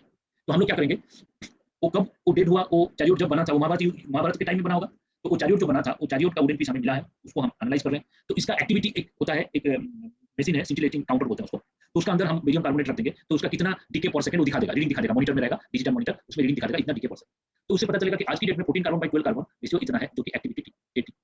तो हम लोग क्या करेंगे, वो वुडन पीस कौन सा प्लांट का था? वो वुडन पीस टेकवुड का था। ठीक है, तो वो वुडन पीस अगर टेकवुड का था, हम लोग क्या करेंगे, टेकवुड ले लेंगे और फ्रेशली कट टेकवुड ले लेंगे, फ्रेशली कट, तो मतलब टेकवुड अभी आज काट देंगे उसको, फ्रेशली कट, तो उसका 14 कार्बन बाई 12 कार्बन हम लोग कैलकुलेट करेंगे।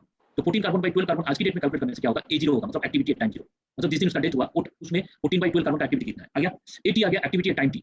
ठीक है, मतलब कितने साल चला गया तब उसका एक्टिविटी इतना है, मतलब पहले एक्टिविटी इतना था, अब धीरे धीरे ये डीके होते होते आज क्या हो गया? इतना हो गया एक्टिविटी 80।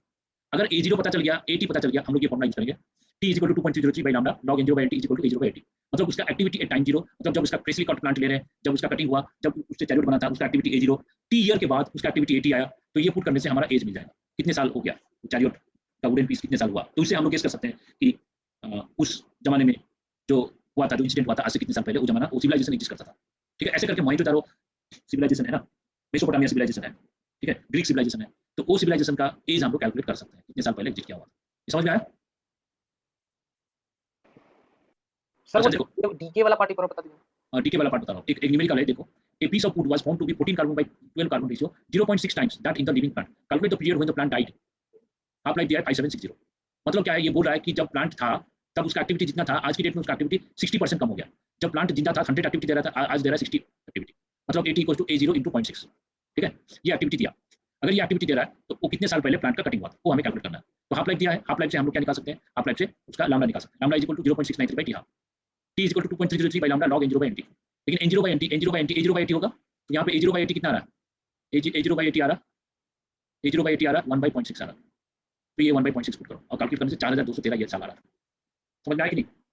मतलब 4213 साल पहले ये प्लांट का कटिंग हुआ था, ये हम लोग बता पाएंगे, ठीक है? अभी मैप देखोगे तो अभी माइथोलॉजिकल, ये चीज माइथोलॉजिकली बोल रहे हैं, लेकिन ये सब चीज इसका एविडेंसेस है। मतलब king Ram was born in India, Ram is known as the श्रेष्ठ, और पुरुष में जो भी गुण होता है, सबसे बेस्ट क्वालिटी कैरेक्टर्स, जो बेस्ट वाले कैरेक्टर्स होता है वो राम में था।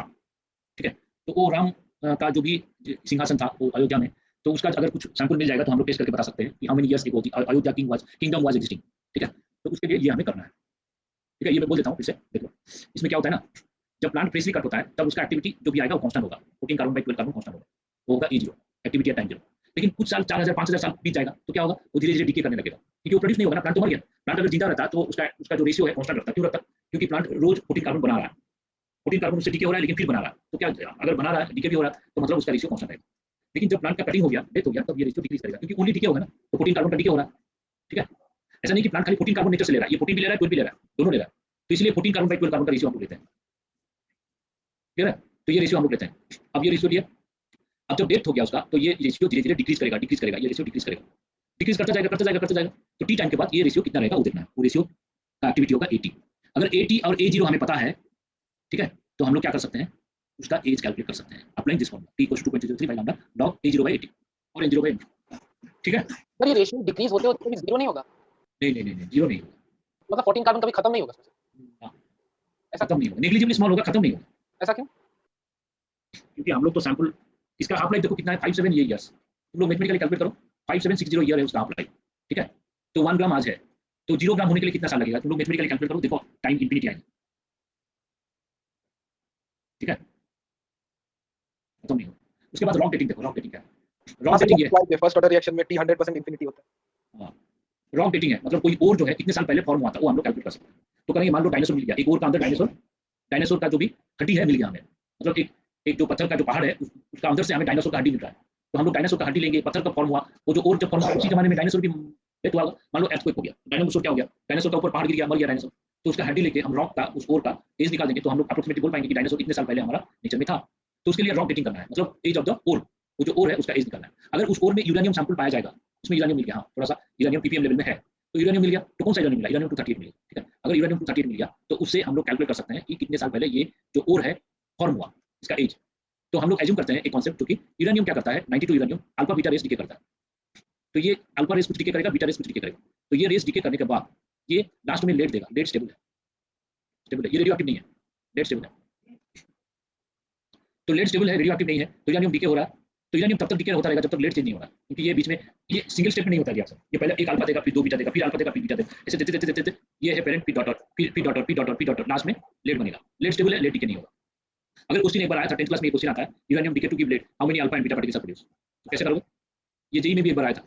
तो ये ऐसा है, तो atomic number mass number compare करो, 92 इज इक्वल टू क्या आ रहा है, 82 plus x alpha particle y beta particle जा रहा है, तो क्या होगा 2x प्लस माइनस y, तो मतलब 2x minus y is equal to 10, ये क्वेश्चन होगा।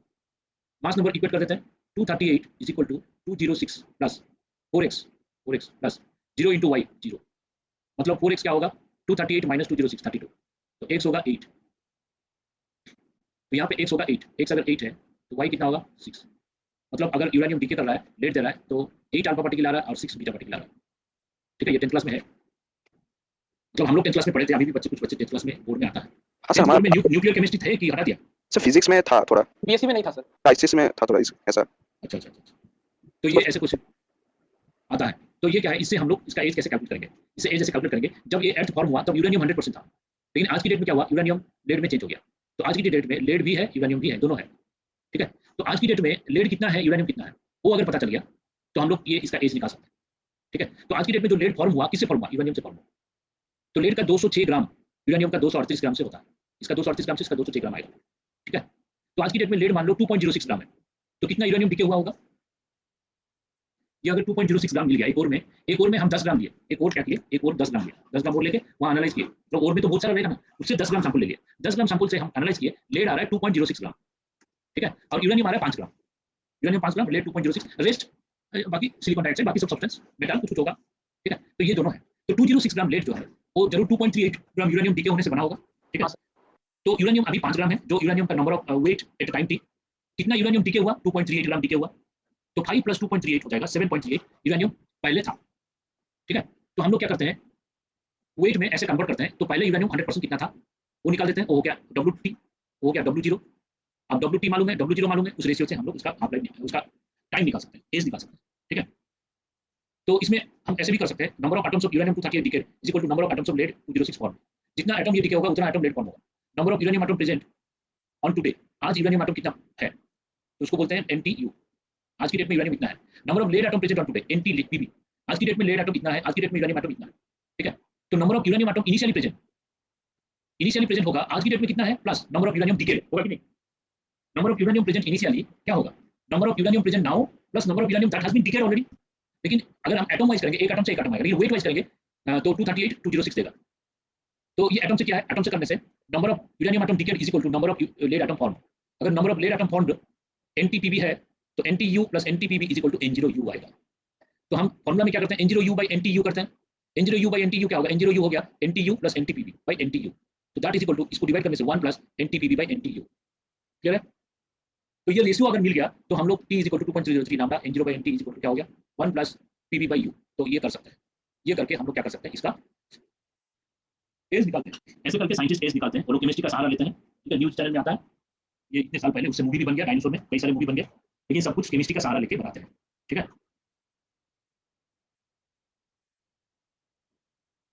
अगर वेट दिया है तो कन्वर्ट करना पड़ेगा, वेट में और एक क्वेश्चन किया 238 gram uranium produces lead 206 gram, 206 gram lead is produced from 238 gram of uranium. अब क्वेश्चन में बोला है कि आज की डेट में लेड है इतना ग्राम और यूरेनियम है इतना ग्राम, आज की डेट में, तो इतना ग्राम लेड जो प्रोड्यूस हुआ वो यूरेनियम से ही प्रोड्यूस हुआ ना, तो इतना ग्राम लेड जो प्रोड्यूस हुआ, कितना ग्राम यूरेनियम डीके से हुआ, इतना ग्राम यूरेनियम डीके से हुआ, आज की डेट में यूरेनियम कितना है 1 ग्राम है, तो यूरेनियम अगर 1 ग्राम है, इतना ग्राम डीके हुआ, तो 1 + इतना ग्राम जो डीके हुआ, दोनों को ऐड करेंगे तो क्या आएगा, कितना यूरेनियम पहले था, तो कितना यूरेनियम पहले था वो क्या होगा, आज की डेट में कितना है प्लस कितना डीके हुआ, कितना डीके हुआ वो कितना लेड प्रोड्यूस हुआ, उसको कन्वर्ट करके हम कर सकते हैं। तो ये आ गया W0, WT1 है, तो फॉर्मूला यूज करो T = 2.003 लैम्डा log W0/WT, तो W0 पुट कर दो, WT पुट कर दो, सॉल्व कर लो, आ जाएगा आंसर, ठीक है। तो लिखो मत, ये सब नोट्स मिल जाएगा, अभी खाली समझ जाओ क्या क्या हो रहा है। सर ज्यादा तो फॉर्मूला ही है ना इस चैप्टर में। हाँ, इस फॉर्मूला से ही खाली क्वेश्चन है, तो ऐसे करके एज निकाल सकते हैं। हाँ सर 2-3 ही फॉर्मूला, ज्यादा नहीं है। हाँ, ज्यादा नहीं, 2-3 फॉर्मूला। अब उसके बाद आएगा स्टेबिलिटी ऑफ न्यूक्लियस। अब ये क्वेश्चन ये है, ये सरप्राइजिंग है, तुम लोग शायद जानते नहीं हो कि नेचर में 900 से 272 ही स्टेबल आइसोटोप है। हमारा एलिमेंट अराउंड 118 एलिमेंट है, तो पीरियोडिक टेबल में क्या इससे ज्यादा हो गया, पीरियोडिक टेबल में कितना एलिमेंट है, हाँ सर इसी के आसपास है, देख सकते हैं 118 एलिमेंट, एक एलिमेंट में कई सारे आइसोटोप होंगे, तो टोटल देखोगे तो 900 के आसपास आइसोटोप है, 900 से ज्यादा है actually, total number of isotope nature में 900 से ज्यादा है, लेकिन उसमें से 272 आइसोटोप जो कि स्टेबल है, रिमेनिंग 638 से ज्यादा आइसोटोप रेडियो एक्टिव है, जो कि अल्फा बीटा गामा स्थान को फेस देता है, और जो आइसोटोप रेडियो एक्टिव है से रहता है अल्फा बीटा गामा। हाँ? ये sir continuously alpha beta gamma continuously दे रहा है, वो पहले भी दे रहा था, आज भी दे रहा है, नेचुरली रेडियो एक्टिव। तो we are living in a world of more safety और लेस सेफ्टी, लेस सेफ्टी। देखो ये इसका नंबर ज्यादा है, number of different isotopes are more, but the quantity, the abundance और जो क्वांटिटी जो नेचर में है वो कम है, दैट इज वेरी लेस। तो ये आइसोटोप नेचर में बहुत ज्यादा नहीं है, अमाउंट कम है, इसीलिए हम लोग सेफ में, we are in safe position, ठीक है। पहले क्या था ना, जब हमारा जो different iron age, stone age, iron age, ठीक है, फिर ब्रोंज एज, ये सब एज डिफरेंट एज आया, तब रेडियो एक्टिव एलिमेंट बहुत हुआ करता था, तो वो डीके होते होते होते होते अभी कम हो गया, तो आगे ये सब रेडियो एक्टिव एलिमेंट डीके और होते होते अल्फा बीटा गामा डीके बाद में खत्म हो जाएगा, खत्म तो जीरो नहीं होगा, नेग्लिजिबली स्मॉल हो जाएगा। तो अब वो स्टेबल क्यों है उसको एक्सप्लेन करने के लिए हम लोग का कॉन्सेप्ट है, एक कॉन्सेप्ट लिया है N/P रेशियो। अब वो N/P रेशियो क्या किया कि वो कोई रेडियो एक्टिव एलिमेंट स्टेबल, कौन स्टेबल है कौन स्टेबल नहीं है वो हम लोग बता पाएंगे, ठीक है। स्टेबल क्यों है क्यों नहीं है वो थ्योरी, 3rd 4th थ्योरी जो मैंने बताया, तो तुम लोग एसी वर्मा नहीं तो यूनिवर्सिटी फिजिक्स नहीं तो रेशमी खाल्डे ये बुक से पढ़ सकते हो कि न्यूक्लियर सेल मॉडल ढूंढो, नहीं तो और एक बात है तुम लोग जेडीली बुक पढ़ सकते हो, जेडीली बुक में एक जेनेसिस ऑफ न्यूक्लियर एलिमेंट्स, ठीक है, मतलब हमारा जो नेचर जो फाउंड हुआ, नेचर फॉर्म हुआ, नेचर मतलब बिग बैंग थ्योरी है, बिग बैंग थ्योरी बोलता है कि हमारा जो सोलर सिस्टम वो हाइड्रोजन से ही बना है, पहले 2 हाइड्रोजन कोलाइड हुआ, ड्यूटेरियम बना, फिर कोलाइड न्यूक्लियर फ्यूजन हुआ, फिर उसमें से कुछ करके लिथियम, फिर कार्बन, फिर नाइट्रोजन, फिर आयरन, ऐसे कई सारे एलिमेंट्स बने, फिर धीरे धीरे एलिमेंट बनने के बाद कई सारे सभी एलिमेंट फॉर्म हुआ और हमारा different planets, galaxy, solar system, earth form हुआ। तो ये जो बिग बैंग थ्योरी के बारे में हमारा जेडीली बुक में दिया है, जेनेसिस ऑफ न्यूक्लियर एलिमेंट्स, ठीक है। तो तुम लोग पढ़ना चाहोगे तो मैं उसका अटैचमेंट बाद में भेज दूंगा। एक बढ़िया इंटरेस्टिंग टॉपिक है जेनेसिस ऑफ न्यूक्लियर एलिमेंट्स, क्योंकि तुम लोग थोड़ा बहुत सुने हो जेनीवा में एक्सपेरिमेंट होता है एलएचसी का, लार्ज हाइड्रोजन कोलिडन। तो उससे वो लोग क्या कर रहे हैं, बिग बैंग थ्योरी को वो लोग रिपीट करना चाहते हैं, वो लोग आर्टिफिशियल लेबोरेटरी में रिपीट करना चाहते हैं। वो लोग क्या कर रहे हैं, हाइड्रोजन को क्या कर रहे हैं, हाई स्पीड में साइक्लोट्रॉन का थ्रू हाई स्पीड में दो हाइड्रोजन को कोलाइड कर रहे हैं। वो लोग चाह रहे हैं कि बिग बैंग से जैसे हमारा यूनिवर्स क्रिएट हुआ, हम लोग भी ऐसे करना चाहते हैं। वो लोग कोशिश कर रहे हैं, लेकिन अभी तक कोई न्यूज उससे नहीं आ रहा, सक्सेसफुल नहीं हुआ। बीच में न्यूज आया था कि वहां से कुछ गैस लीक हो गई, ठीक है। जब दो हाइड्रोजन कोलाइड होगा उसमें से फ्यूज एनर्जी रिलीज होगा, ठीक है। तो जैसे कि हमारा हाइड्रोजन बॉम्ब होता है ना, न्यूक्लियर फ्यूजन, तो हाइड्रोजन दोनों को मिक्स करेंगे तो उसमें ये होता है एनिलेशन होता है, ठीक है। अगर इलेक्ट्रॉन प्रोटॉन मिल जाएगा तो एनिलेशन होगा, ठीक है। तो ऐसे ऐसे टाइप का रिएक्शन वो लोग करना चाहते हैं। उसमें से कुछ साइंटिस्ट थ्रेटनिंग कर रहे हैं उससे ब्लैक होल प्रोड्यूस होगा, ब्लैक होल प्रोड्यूस होगा तो फिर क्या करेगा, हमारा यूनिवर्स को निकल जाएगा, ठीक है। तो वो भी कुछ साइंटिस्ट बोल रहे हैं, तो उसको कंट्रोल करने के लिए वो लोग वहाँ पे टेम्परेचर को रिड्यूस करके रखते हैं, माइनस में रखते हैं, ताकि उससे जो भी रिजल्ट आए वो लोग पता कर पाए और उसको कंट्रोल में करें। तो वो एक्सपेरिमेंट अभी कुछ साल पहले स्टार्ट हुआ था, अभी पता नहीं क्या है स्टेटस। इसमें कई सारे साइंटिस्ट, इंडियन साइंटिस्ट भी वहाँ पे काम कर रहे हैं, ओके। तो मतलब क्या है, मतलब वो जो न्यूक्लियस स्टेबल है और जो स्टेबल नहीं है उसके बारे में हम लोग बता सकते हैं। ये थ्योरी केमिस्ट्री में ये थ्योरी है NYP थ्योरी। तो इसमें क्या किया, जो एलिमेंट स्टेबल है उस एलिमेंट को लोकेट कर लिया, मतलब आयरन, कार्बन, कार्बन का आइसोटोप बहुत सारा है, 3 आइसोटोप है, 12 mass number, 13 mass number, 14 mass number, लेकिन 14 रेडियोएक्टिव है। ऑक्सीजन का 16 है, 17 है, ऑक्सीजन का 18 है, 18 रेडियोएक्टिव, ठीक है। तो ऐसे क्या किया, जो स्टेबल एलिमेंट है उसका न्यूट्रॉन और प्रोटॉन, इसका न्यूट्रॉन कितना है 6, इसका न्यूट्रॉन कितना है 7, इसका न्यूट्रॉन कितना है 8 और इसका प्रोटॉन कितना है 6। तो क्या किया, प्रोटॉन को एक्स एक्सिस में ले लिया। ऐसे जो एलिमेंट स्टेबल है उस सब एलिमेंट स्टेबल एलिमेंट को नोट करके लिस्ट बना दिया, लिस्ट बना के वो सब स्टेबल एलिमेंट का प्रोटॉन लिया, न्यूट्रॉन लिया, और जो पॉइंट आया प्रोटॉन न्यूट्रॉन का जो पॉइंट आया यहाँ पे वो पॉइंट लोकेट कर दिया, ऐसे ऐसे सब पॉइंट्स आए। और पॉइंट आने के बाद वो क्या हुआ, ऐसे करके आया, उसका बाउंड्री जो आया उसको ज्वाइन कर लिया ऐसे। तो बाउंड्री को ज्वाइन करने के बाद ये जो आया, ये सब स्टेबल एलिमेंट का न्यूट्रॉन प्रोटॉन का वैल्यू आया, तो इसको बोलते हैं जोन ऑफ स्टेबिलिटी। तो इसका अंदर कोई भी एलिमेंट रहता है वो स्टेबल होगा, ठीक है। अगर कोई एलिमेंट इसका बाहर आ गया, इधर इस तरफ इसका ऊपर आ गया, नीचे आ गया, लेफ्ट आ गया, राइट आ गया, वो एलिमेंट रेडियोएक्टिव होगा। जो 272 स्टेबल एलिमेंट था उसका N और P लेके यहाँ पे ग्राफ शीट में ड्रॉ किया गया, यहाँ पे N है, यहाँ पे P, ठीक है। और ये है N/P1। तो N/P1 जो स्टेबल एलिमेंट है, अगर एटॉमिक नंबर कम होता है तो उसका N/P1 रहता है, लेकिन एटॉमिक नंबर जब बढ़ते जाएगा स्टेबल एलिमेंट का N/P ग्रेटर देन 1 आ रहा है, N/P greater than 1, P/N less than 1 यहाँ पे, ठीक है। N/P greater than 1 stable element का। तो ये हम लोग ये ऐसे कर दिए। ये करने के बाद हम लोग ये बता सकते हैं कोई एलिमेंट अगर रेडियोएक्टिव है, मतलब जोन ऑफ स्टेबिलिटी में लाई नहीं करता है, अगर वो रेडियोएक्टिव है तो वो कौन सा डीके दे सकता है, विदाउट डूइंग एक्सपेरिमेंट हम लोग थ्योरेटिकली बता सकते हैं। और वो बोल सकते हैं कि जोन ऑफ स्टेबिलिटी में अगर लाई नहीं करेगा तो गारंटी वो रेडियोएक्टिव है, ठीक है। तो ऐसा क्यों होता है उसको रिसर्च करके पता किया गया, और वो हम लोग यहाँ पे देखते हैं। When N/P ratio is higher than that required for stability, ठीक है। अगर कोई भी एलिमेंट का N/P मतलब उसका NP यहाँ पे आया, उसका N/P रेशियो देखे तो इससे ज्यादा आया, ऊपर आया इससे, ठीक है। स्टेबल एलिमेंट यहाँ आ रहा है, N/P उसका ऊपर आ रहा है, मतलब उसका N/P ज्यादा हो गया, समझ में आ रहा है कि नहीं। अगर कोई स्टेबल एलिमेंट का N/P ratio higher than the required for stability, such nuclei have tendency to emit beta rays, वो एलिमेंट बीटा रेस देगा। मैं एग्जांपल लेता हूं तब समझ में आएगा। मान low carbon 14 carbon 12, carbon 14 radioactive है, लेकिन कौन सा रे ये देगा बिना एक्सपेरिमेंट किए हुए हम बता सकते हैं। कैसे, क्यों? देखो कार्बन 14 रेडियोएक्टिव है, ये हम लोग जानते हैं। तो 14 कार्बन का नाइट्रोजन बाय प्रोटॉन कितना होगा, 1.33 हो रहा है, neutron by proton, neutron by proton हो गया 1.33। इसका स्टेबल एलिमेंट का न्यूट्रॉन बाय प्रोटॉन इज 1, मतलब इसका N/P ratio, neutron by proton ratio stable element से ज्यादा है और वो एलिमेंट रेडियोएक्टिव है। अगर वो एलिमेंट रेडियोएक्टिव है, स्टेबल एलिमेंट से ये ज्यादा है, तो ये बीटा डीके क्यों देगा, क्योंकि N/P ज्यादा है, ये चाहेगा N/P कम हो। तो N/P कम कैसे होगा, N/P को कम करना है। N/P कम कैसे करेंगे, N/P को कम ऐसे करेंगे, न्यूट्रॉन को कम कर दो, प्रोटॉन को बढ़ा दो। मतलब अगर एक न्यूट्रॉन प्रोटॉन में चेंज हो गया तो एक न्यूट्रॉन कम हो गया, प्रोटॉन बढ़ गया। तो अगर ऐसे होता है तो N/P रेशियो कम हो जाएगा, ठीक है। जब न्यूट्रॉन प्रोटॉन में चेंज होगा, ठीक है, तो क्या होगा, यहाँ पे न्यूट्रॉन प्रोटॉन में चेंज होगा तो क्या होगा, यहाँ पे 1 है। न्यूट्रॉन प्रोटॉन में चेंज होगा तो इस एटॉमिक नंबर को बैलेंस करो, प्रोटॉन को 1 लेते हैं एटॉमिक नंबर, न्यूट्रॉन को 0 लेते हैं, और न्यूट्रॉन का मास लेते हैं 1, प्रोटॉन का भी मास 1 लेते हैं, चार्ज 1 + 1 लेते हैं, इसका चार्ज 0 है, न्यूट्रॉन है 0 चार्ज। तो न्यूट्रॉन जब प्रोटॉन में चेंज होगा, ऑब्वियस बात है, न्यूट्रॉन तो चार्ज नहीं था तो प्रोटॉन में चेंज हुआ, मतलब गारंटी माइनस चार्ज देगा, माइनस चार्ज देगा। और न्यूट्रॉन प्रोटॉन का मास अप्रोक्सीमेटली सेम है, तो जो चार्ज देगा उसका मास नेग्लिजिबली स्मॉल होगा तो 0 होगा। न्यूट्रॉन थोड़ा सा हेवी है प्रोटॉन से, ये थोड़ा हेवी है, जब प्रोटॉन दिया बाकी रेस्ट जो मास बच गया वो इलेक्ट्रॉन में चला गया। तो मतलब क्या है, जब न्यूट्रॉन प्रोटॉन में चेंज होगा वो इलेक्ट्रॉन छोड़ेगा। सर मतलब एक प्रोटॉन और एक इलेक्ट्रॉन को मिला के एक न्यूट्रॉन बनता है? हाँ, बन सकता है। एक प्रोटॉन इलेक्ट्रॉन मिलकर न्यूट्रॉन बनता है, होता है। वो न्यूक्लियस में ऐसे भी होता है, वो इसका नेक्स्ट में आएगा। अभी क्या होगा, N/P ज्यादा हो गया, अगर कोई रेडियोएक्टिव एलिमेंट स्टेबल नहीं है, N/P ज्यादा हो गया, तो हम लोग क्या करेंगे, उसका N/P को कम करेंगे, मतलब न्यूट्रॉन प्रोटॉन में चेंज होगा तभी कम हो सकता है ना। तो न्यूट्रॉन प्रोटॉन में चेंज होगा मतलब इलेक्ट्रॉन निकलेगा, मतलब न्यूक्लियस से इलेक्ट्रॉन निकल रहा है तो उसको बीटा पार्टिकल बोलते हैं।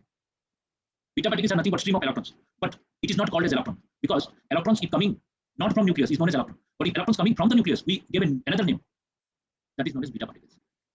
तो जब न्यूट्रॉन प्रोटॉन में चेंज होगा बीटा पार्टिकल देगा। तो कार्बन 14 क्या करेगा, कार्बन 14 में इसका N/P 1.33 है, वो बीटा पार्टिकल देगा, मतलब -1 E0 देगा। -1 E0 दिया तो इसका एटॉमिक नंबर बैलेंस करो, 7 - 1 6 हो, 14 + 0 14 हो, तो ये N14 में चेंज हो जाएगा। तो कार्बन 14 क्या करता है, हमेशा N14 में चेंज होता है। 7 N14 का N/P कितना हो गया, 1 हो गया, तो इसका N/P कम हुआ, ये स्टेबल हुआ और बीटा रेस देगा, ठीक है। तो सेम रीजन है क्रिप्टन रुबिडियम क्यों देगा, क्रिप्टन रुबिडियम इसलिए देगा क्योंकि क्रिप्टन का N/P रेशियो ज्यादा है, क्रिप्टन का जो स्टेबल एलिमेंट है उससे N/P रेशियो ज्यादा है, ये रेडियोएक्टिव है, तो ये क्या करेगा, बीटा रेस देगा और रुबिडियम में चेंज होगा। रुबिडियम में जब चेंज हुआ देखो n/p 51/36 था, अब 50/37 हो गया, n/p क्या हो गया, कम हो गया। क्लियर है? हाँ सर। सर ट्रिटियम का भी यही है। पता चलेगा कि कौन सा मतलब n/p रेशियो स्टेबल है, कौन ज्यादा है स्टेबल से, कौन स्टेबल से कम है, ये कैसे पता चलेगा? जरूरी तो नहीं हर बार 1 ही हो स्टेबल। नहीं नहीं, तो दोनों स्टेबिलिटी में 1 नहीं है ना सबका, ये ग्रेटर देन 1 नहीं है, n/p 1 और ग्रेटर देन 1 होगा। देखो हमें क्या है, कोई एलिमेंट का atomic number mass number given रहता है और ये बोल दिया गया ये रेडियोएक्टिव है, ठीक है, ये रेडियोएक्टिव है, atomic number mass number given है, तो हम क्या करेंगे, उसका n/p रेशियो निकालेंगे और उस एलिमेंट का जो भी मोस्ट स्टेबल एलिमेंट है उसका n/p रेशियो निकालेंगे। अगर इसका n/p रेशियो मोस्ट स्टेबल से ज्यादा हो गया तो ये बीटा रेस देगा। हर आइसोटोप में ऐसे होता है।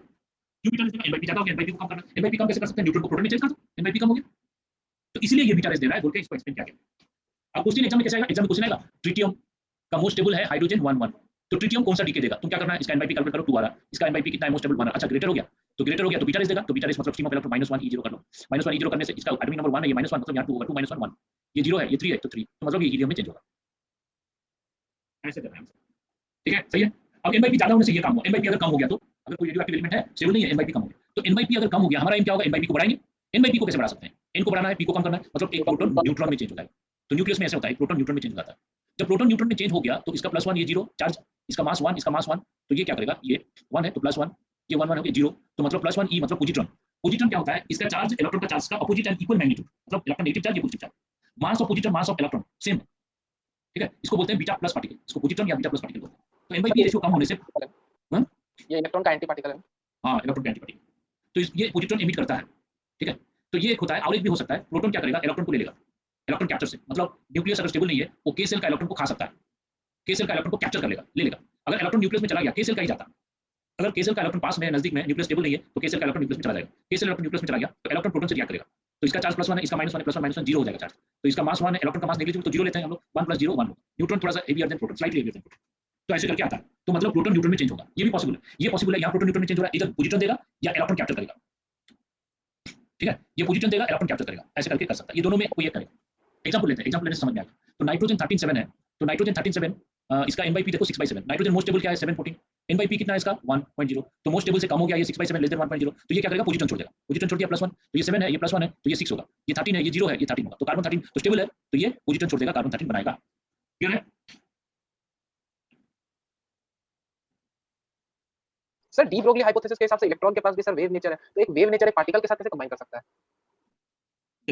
अगर इलेक्ट्रॉन वेव नेचर दे रहा है तो एक टाइम में एक कैरेक्टरिस्टिक दिखाएगा, एक पार्टिकल कैरेक्टरिस्टिक दिखाएगा या वेव कैरेक्टरिस्टिक दिखाएगा, उसका टोटल एनर्जी कांस्टेंट रहता है, तो वेव कैरेक्टर दिखा सकता है, नहीं तो पार्टिकल कैरेक्टर दिखा सकता है, तो जब इलेक्ट्रॉन रिवॉल्व कर रहा है न्यूक्लियस की चारों तरफ तब वेव कैरेक्टर दिखा रहा है, देखो लाइट मान लो फोटो इलेक्ट्रिक दिखा रहा है, मतलब वो पार्टिकल कैरेक्टर दिखा रहा है, ठीक है, लाइट जब ये कर रहा है मतलब ये हो रहा है रिफ्लेक्शन हो रहा है, तो वेव नेचर दिखा रहा है, मतलब एक टाइम में एक प्रॉपर्टी इधर वेव दिखाएगा या पार्टिकल दिखाएगा, ठीक है, तो हम लोग बोल रहे हैं ड्यूअल नेचर, मतलब उसका मर्जी है, कभी कभी वेव नेचर दिखाएगा, कभी कभी पार्टिकल नेचर दिखाएगा, लेकिन नहीं, देखो एक आदमी एक टाइम में गुस्सा हो सकता है, नहीं तो खुश हो सकता है, शांत हो सकता है, एक टाइम में दोनों माइंड में नहीं आएगा ना, समझ में आ रही है, इधर खुशी हो सकता, खुश होगा या दुखी होगा, दोनों में से एक होगा, नहीं, आदमी का ड्यूअल नेचर होता है, तो ऐसे इलेक्ट्रॉन का भी दोनों नेचर होता है, एक टाइम में कोई एक नेचर दिखाएगा, कोई नेचर दिखाएगा, पार्टिकल नेचर दिखाएगा, इस टाइप, तो जब जो प्रॉपर्टी एक प्रॉपर्टी में क्या कैरेक्टर दिखाता है वो चीज को साइंटिस्ट एक्सप्लेन किया है, अगर फोटोइलेक्ट्रिक इफेक्ट होगा तो लाइट पार्टिकल नेचर दिखाएगा, ठीक है, जब वो ये करेगा इंटरफेरेंस करेगा वेव नेचर दिखाएगा, डिफ्रैक्शन करेगा वेव नेचर दिखाएगा, अगर रिफ्लेक्शन रिफ्रैक्शन कर रहा है तो ऐसे करके कोई एक प्रॉपर्टी में उसका एक कोई पर्टिकुलर नेचर दिखाता है, ऐसे करके। अब के इलेक्ट्रॉन कैप्चर गोल्ड का होगा, गोल्ड का इलेक्ट्रॉन कैप्चर होता है, तो गोल्ड क्या करेगा, इलेक्ट्रॉन ले लिया 79 - 1 78 प्लैटिनम हो जाएगा, तो देखो कितना अच्छा चीज है ना, तो गोल्ड में हम इलेक्ट्रॉन अगर फेंकेंगे तो प्लैटिनम हो जाएगा, सही है कि नहीं, ऐसे रदरफोर्ड इमेजिन किए थे, मतलब मैं गोल्ड को प्लैटिनम में चेंज कर सकता हूं, तो गोल्ड को प्लैटिनम तो कॉस्टली है गोल्ड से, तो ऐसे मैं कर लिया, तो मैं क्या करूंगा, गोल्ड लाऊंगा लैबोरेटरी में प्लैटिनम में चेंज करके फिर मार्केट जाके मैं बेच दूंगा, मैं प्रॉफिट में तो फिर रिच आदमी बन जाऊंगा, है कि नहीं, क्या, तो ऐसे रदरफोर्ड इमेजिन किए थे और सक्सेसफुल ये हुए थे। रदरफोर्ड क्या किए थे, कोई एक आइसोटोप को वो क्या किए, कई सारे particles electron proton neutron deuterium alpha particle, इसके बाद बीटा पार्टिकल्स गामा पार्टिकल, ये सब बॉम्बार्ड करके बहुत सारा एक्सपेरिमेंट किए, तो उनको देखा गया कि ये सब करने से एक आइसोटोप दूसरा आइसोटोप में चेंज हो जा रहा है और सक्सेसफुली करके बताए थे, तब तक कोई सोचा नहीं था ऐसे हो सकता है, तो रदरफोर्ड ने ये काम कराए थे, उसको बोलते हैं आर्टिफिशियल ट्रांसम्यूटेशन, आर्टिफिशियल ट्रांसम्यूटेशन, तो इसके लिए उनको नोबेल प्राइज मिला था, ये काम के लिए उनको नोबेल प्राइज मिला था रदरफोर्ड, ठीक है, तो ये जब n/p कम होगा दोनों में से एक होगा, ओके, तो ये चीज है। उसके बाद हमारा जो न्यूक्लियर रिएक्शन 4 टाइप का होता है, 4 टाइप्स, एक है न्यूक्लियर फिजन, दूसरा है न्यूक्लियर फ्यूजन, मास तो कांस्टेंट नहीं रहता, कौन सा मास कांस्टेंट रहता है कि नहीं न्यूक्लियर रिएक्शन में, टोटल मास कांस्टेंट रहेगा, देखो मान लो ऐसे हुआ, यहाँ पे देखो ये 13 है, ये 13, ये मास कांस्टेंट हो गया, अब देखो 238 है, 234 हो गया, हीलियम दिया, अब टोटल मास कंजर्व होगा, टोटल एनर्जी कंजर्व होगा न्यूक्लियर रिएक्शन में, ठीक है, लेकिन पेरेंट और डॉटर का मास कांस्टेंट नहीं होगा, जो रिएक्टेंट को पेरेंट बोलते हैं और ये जो प्रोडक्ट आया उसको डॉटर बोलते हैं न्यूक्लियर रिएक्शन। सर मतलब मास और एनर्जी एक साथ ले तो वो तो कांस्टेंट रहेगा ना। हाँ, सबको मिलाने से कांस्टेंट कंजर्वेशन होगा। तो यहाँ पे अल्फा पार्टिकल का एमिशन हो रहा, तो फिर हम 3 पार्टिकल अभी तक पढ़े, beta minus beta plus electron capture, लेकिन अल्फा पार्टिकल कब एमिट होता है? अगर हमारा न्यूक्लियस में n/p रेशियो बहुत ज्यादा हो गया, देखो 1.5 n/p रेशियो बहुत ज्यादा हो गया, तब क्या करेगा? ये एक साथ अल्फा पार्टिकल छोड़ेगा, क्योंकि अल्फा पार्टिकल होता है 2He4++। एक साथ अगर बड़ा न्यूट्रॉन बाई प्रोटॉन रेशियो ज्यादा हो गया तो एक साथ बड़ा पार्टिकल छोड़ देगा अल्फा पार्टिकल, लेकिन एक अल्फा पार्टिकल छोड़ने के बाद 2 बीटा पार्टिकल छोड़ता है, उसके बाद गामा पार्टिकल छोड़ता है। Gamma emission is secondary effect, मतलब अगर न्यूक्लियस अल्फा पार्टिकल्स या बीटा पार्टिकल छोड़ दिया, उसके बाद न्यूक्लियस जो है वो एक्साइटेड स्टेट में रहेगा, क्योंकि जैसे जैसे इलेक्ट्रॉन का सेल होता है, डिफरेंट सेल में इलेक्ट्रॉन न्यूक्लियस के चारों तरफ रिवॉल्व करता है, हम लोग सेल मॉडल इलेक्ट्रॉन सेल लिए हैं, ऐसे न्यूक्लियस में भी सेल होता है। न्यूक्लियस में न्यूक्लियंस है, मतलब न्यूट्रॉन प्रोटॉन है, वो भी डिफरेंट सेल जैसे करते हैं, और वो एक सेल से दूसरा सेल जंप करके जाते हैं न्यूक्लियंस। और जब अल्फा बीटा एमिशन होता है तब न्यूक्लियंस जो है वो एक्साइटेड स्टेट में चला जाता है, और जब वो ग्राउंड स्टेट में आएगा वो ओनली इलेक्ट्रोमैग्नेटिक रेडिएशन एमिट करेगा, ओनली एनर्जी छोड़ेगा, उसमें मास का कोई चेंज नहीं होगा, तो वो है गामा एमिशन। तो कोई भी रेडियोएक्टिव एलिमेंट डीके में गामा रेज निकलेगा हर डीके में। हां, हर डीके के बाद सेकंड अल्फा डीके के बाद गामा रेस निकलेगा, बीटा डीके के बाद गामा रेस निकलेगा। तो gamma rays secondary effect, gamma rays अपने से नहीं निकलेगा, कोई भी अल्फा बीटा रेस डीके हुआ उसके बाद गामा रेस निकलेगा। गामा रेस निकल रहा है मतलब वो रेडियोएक्टिव एलिमेंट इधर अल्फा रेस डीके कर रहा है, या बीटा प्लस कर रहा है, या बीटा माइनस कर रहा है, या इलेक्ट्रॉन कैप्चर कर रहा है, मतलब हर डीके में गामा निकलना ही निकलना है, समझ में आया? तो गामा रेस जो है वो सेकेंडरी रेस है, लेकिन कुछ एलिमेंट ज्यादा गामा रेस देता है, कुछ एलिमेंट कम गामा रेस देता है। हम लोग गामा रेस यूज करते हैं फॉर डिस्ट्रॉइंग कैंसरस टिश्यू। किसी को कैंसर हो गया, abnormal growth of tissue cell body में हो जाता है ना, तो हम बोलते हैं कैंसर हो गया। पहले कैंसर का कोई ट्रीटमेंट नहीं था, ठीक है, अभी हम लोग कैंसर हॉस्पिटल में बहुत सारा ट्रीटमेंट कर रहे हैं, उसके लिए अलग से ऑन्कोलॉजिस्ट न्यू मेडिकल साइंस में डेवलप हुआ, तो लोग ट्रीटमेंट करते हैं, तो उसमें केमोथेरेपी देते हैं, ठीक है, तो ये उसमें गामा रेस यूज होता है, राइट। तो ये हो गया हमारा अल्फा बीटा गामा रेस, और 10-15 मिनट चीज का बच गया। तो हमारा जो भी न्यूक्लियर रिएक्शन 4 टाइप का होता है, एक होता है न्यूक्लियर फिजन, एक होता है न्यूक्लियर फ्यूजन, और एक होता है आर्टिफिशियल ट्रांसम्यूटेशन, जो मैं बता रहा था, आर्टिफिशियल ट्रांसम्यूटेशन, और एक होगा स्पैलेशन। ये 4 रिएक्शन, न्यूक्लियर रिएक्शन, ये 4 टाइप का होता है। न्यूक्लियर फिजन फ्यूजन तो जानते हो, फिजन मतलब क्या है? एक हेवी न्यूक्लाइड 2 लाइटर न्यूक्लाइड में चेंज होता है। कैसे होगा? एक स्लो मूविंग न्यूट्रॉन जब इसमें कोलाइड होगा तो ये अनस्टेबल हो जाएगा, और ये 2 लाइट न्यूक्लियन में स्प्लिट हो जाएगा, और 2 से 3 न्यूट्रॉन निकलेगा, एनर्जी निकलेगा। ये टाइप का रिएक्शन को बोलते हैं न्यूक्लियर फिजन, ठीक है। फिजन मींस ब्रेकिंग, एक न्यूक्लियस ब्रेक हो गया, 2 न्यूक्लियस में चेंज हो गया। फ्यूजन इसका ऑपोजिट है। फ्यूजन मतलब 2 lighter nuclide collides to form a bigger nuclide, 2 मिलकर एक बिगर न्यूक्लाइड बनाएगा और उससे एनर्जी निकलेगा, उसको बोलते हैं न्यूक्लियर फ्यूजन। तुम लोग जानते हो nuclear fusion hydrogen bomb Russia ने डेवलप किया। Nuclear fusion German, nuclear fusion America, German मिलकर अमेरिका साइंटिस्ट डेवलप किया न्यूक्लियर फ्यूजन, और एटॉमिक बम जो बोलते हैं ना, हिरोशिमा नागासाकी एग्जांपल है, ठीक है। तो न्यूक्लियर फ्यूजन में क्या हुआ? न्यूक्लियर फ्यूजन में न्यूट्रॉन को अगर यूरेनियम में स्लो मूविंग न्यूट्रॉन, उसका एक रेंज होगा, उसी स्पीड में देना है, उससे बहुत ज्यादा दिया नहीं होगा, उससे कम देने से नहीं होगा। स्लो मूविंग न्यूट्रॉन को यूरेनियम में बोmbard करोगे तो हमारा क्या होगा? बेरियम ट्रिटियम निकलेगा, 3 न्यूट्रॉन आएगा, या जेनरल स्ट्रोंशियम निकल सकता है 2 न्यूट्रॉन, या सीजियम रुबिडियम निकल सकता है 2 न्यूट्रॉन। तो ये सब पैरेलल रिएक्शन है, सभी रिएक्शन हो सकता है, ठीक है। तो ये रिएक्शन हुआ, तो इससे जो न्यूट्रॉन निकला, 3 न्यूट्रॉन निकला, वो क्या करेगा? वो 3 न्यूट्रॉन और 3 न्यूक्लियस को फिजन करेगा। तो ये और 3 को फिजन करेगा, तो फिर 9 हो गया, 9 27, 27 से 81, 81 से 243। तो मतलब क्या होगा? न्यूक्लियर फ्यूजन वो बार-बार कई बार होता रहेगा, चेन रिएक्शन हो जाएगा, ठीक है। अगर हम इसको कंट्रोल नहीं किए, न्यूक्लियर फ्यूजन को बरकरार करने दिए, इसको कंटिन्यू करें, रखें, तो क्या होगा? It will lead to a big explosion which can destroy even big cities, ठीक है। तो that is called atom bomb, okay. तो न्यूक्लियर फ्यूजन हम लोग कर सकते हैं, न्यूट्रॉन को यूरेनियम में बोmbard करके चेन रिएक्शन करेंगे तो न्यूक्लियर फ्यूजन होगा। तो ऐसे देखो, यूरेनियम हुआ, न्यूट्रॉन दिया, वो न्यूट्रॉन फिर यूरेनियम को 3 न्यूट्रॉन दिया, 3 न्यूट्रॉन फिर 3 यूरेनियम को फिजन किया, हर एक में 3-3 आया, तो 9 हो गया। तो हर न्यूट्रॉन फिर करेगा 27, 27 से 81, 81 से 243। तो ऐसे न्यूक्लियर फ्यूजन होता रहेगा, ठीक है। तो ऐसे जो न्यूक्लियर फ्यूजन होगा, अगर हम क्रिटिकल मास देंगे, मतलब यूरेनियम एक्सेस दिए, यूरेनियम मान लो 100 केजी देती है या 1000 केजी देती है, तो क्रिटिकल मास देंगे तब nuclear fusion self sustaining chain reaction will occur. अगर self sustaining chain reaction will occur, it will lead to a big explosion which is example of atom bomb, okay. तो अगर by chance हम लोग ये जो nuclear fusion कैसा हो रहा है उसको रोक दिए, हम लोग बंद कर दिए, या क्रिटिकल मास नहीं दिया, हम बहुत कम यूरेनियम दिए, तो कुछ हद तक होगा, थोड़ा बहुत एक्सप्लोजन थोड़ा सा होगा, और इससे ज्यादा खतरा नहीं है, तो प्रॉब्लम नहीं है। या हम लोग जो न्यूट्रॉन फ्यूजन कर रहा है, वो न्यूट्रॉन का स्पीड को कम कर देंगे, इसका एक रेंज होगा, उससे कम होगा तो न्यूक्लियर फ्यूजन फर्दर नहीं कर सकता, या उससे ज्यादा होगा तो नहीं कर सकता, उसका स्पीड को कम कर देंगे। अगर उसका स्पीड को कम कर देंगे न्यूक्लियर फ्यूजन, तो ये क्या कर सकता है? ये further nuclear fusion cut off हो जाएगा, बंद हो जाएगा। तो हम जितना न्यूक्लियर फ्यूजन करना चाहते हैं उतना करेंगे, तो क्या होगा? कोई डिवाइसेस में हम लोग ऐसे कर सकते हैं, तो हम लोग इससे जो हीट एनर्जी निकलेगा, वो हीट एनर्जी में हम लोग स्टीम प्रोड्यूस करके टरबाइन को रोटेट करेंगे, रोटेट करके इलेक्ट्रिसिटी जनरेट कर सकते हैं। तो हम लोग पीसफुल यूजेस के लिए इसको इस्तेमाल कर सकते हैं। तो पीसफुल यूजेस में एटॉमिक रिएक्टर में यही चीज होता है, कंट्रोल्ड न्यूक्लियर फ्यूजन होता है, ठीक है। और एटम बॉम्ब जो एक्सप्लोजन हुआ, वो अनकंट्रोल्ड न्यूक्लियर फ्यूजन, जो हम लोग टेस्ट करते हैं ना, एटम बॉम्ब जो न्यूक्लियर टेस्ट करते हैं, इंडिया में न्यूक्लियर टेस्ट हुआ, so that is uncontrolled nuclear fusion.